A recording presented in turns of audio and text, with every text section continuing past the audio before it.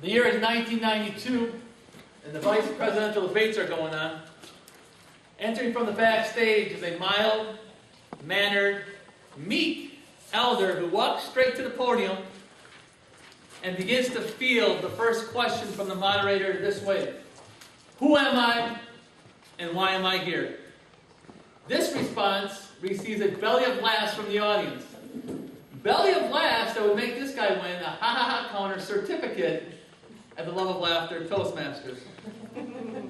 Mr. MC, fellow Toastmasters, and honored guests. Who am I? There are 3 letters in the alphabet language. When formulated, forms a powerful statement. I am. And you fill in the blank.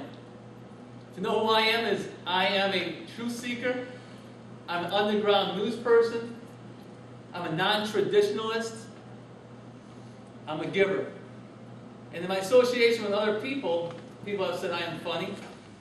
I am smart. One co-worker went as far as to say that I was a Haitian. It's not because I look like a Haitian, obviously. It's because he said, Abu, you like to hate. Okay, well, there's some things I'm not fond of in life. Hate's such a strong word. So I'd like to take this opportunity to tell you a story of when I was a pallbearer. Because one of the things I'm not very fond of in this life is organized religion / funerals. So my cousin Mary calls me up and says, Abu, you're going to be a pallbearer at grandmother's funeral. I'm like, okay. One thing about my cousin Mary is she's a traditionalist, a ritualistic person, rule-oriented, staunch person. And so, me being the comedian that I am, I'm like, Mary, have you ever seen a YouTube wedding? You know, where the wedding party dances down the aisle to the altar? I think we should do a YouTube funeral. Where all us pallbearers grab the casket and we're dancing down the aisle to Home Sweet Home by Motley Crue. Needless to say, she didn't think that was funny. So she's like, Abu, the priest would like all the pallbearers to arrive an hour before the service to receive a blessing. I'm like, okay. So we get to the church, all of us pallbearers are huddled in a circle, and in walks the priest. And he's like, I want to give blessing. I'm like, okay, Padre. Oh dear. He says, come follow me. He proceeds to take us into the sanctuary to the open casket of my grandmother and does a sign of the cross. And I'm like, what the hell is going on here? What does she need the blessing for? She's dead. I think she's sucking my times at the pearly gates. I need the blessing. I got issues with back spasms. And I got carry this damn casket.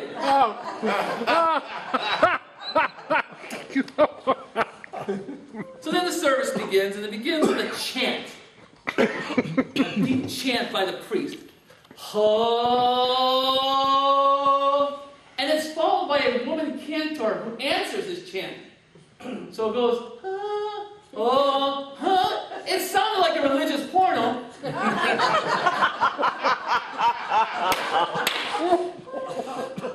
So then they go into another prayer. It's a repetitious prayer, like God can't hear them.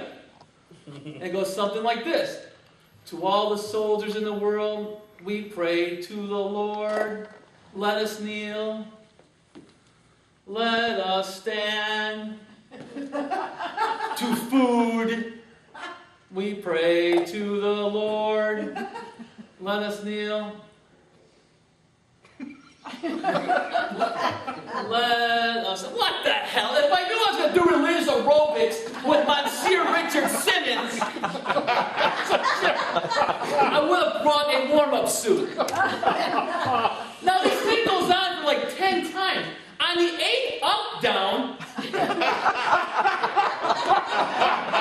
my back begins to hinge and pulsate. So I mug the priest. I could have used the blessing. So now we're ready to take the body from the sanctuary to the cemetery. But before we do, there's this tradition where this priest takes this bottle of dirt and sprinkles it into the casket to signify, from dust we've come, dust we shall return. And I'm thinking to myself, I hope we didn't spend any extra money on this bottle of dirt. Because we could have cut the middleman off. Before we lowered the casket into the ground, we could open the flap up and kick some dirt in, like those angry baseball coaches that kick dirt at the umpires.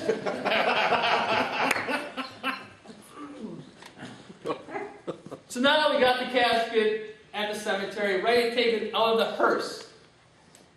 So I nonchalantly, kind of do like a no-look pass to the next pallbearer. The casket almost drops. And everybody's like, oh, watch out, oh. So I asked my mom later, what was with the, oh, watch out? Well, she's like, Abu, the casket was $10,000. $10,000! Let me tell you something, people.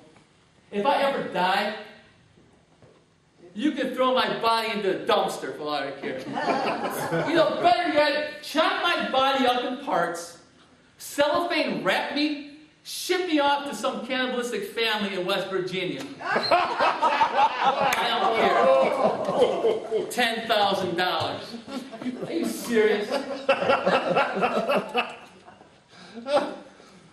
No, but to know who I am, like Alan had just introduced me, I want to bring comedy and truth, wisdom, knowledge, and understanding to a darkened world gone mad. Mr. MC.